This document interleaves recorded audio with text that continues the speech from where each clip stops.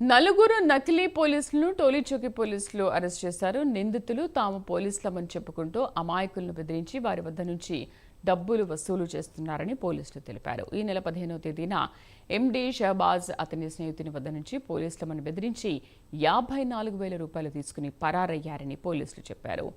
నిందితుల వద్ద నుంచి నగదుతో పాటు 3 సెల్ ఫోన్లు, ఒక ఆటోను స్వాధీనం చేసుకున్నామని డీసీపీ చంద్రమోహన్ తెలిపారు. అంటే 5గురు ఆటోలో కూర్చొని ఆ ఇద్దరిని బెదిరించేసి మేము పోలీసులం అని చెప్పేసి వాళ్ళని బెదిరించి వాళ్ళ దగ్గర 1000 రూపీస్ ఒకరి దగ్గర, ఫస్ట్ కంప్లైంట్ దగ్గర తోఫ్జీ దగ్గర 1000 రూపాయల క్యాష్ ఉంటుంది, దాన్ని తీసుకుంటారు.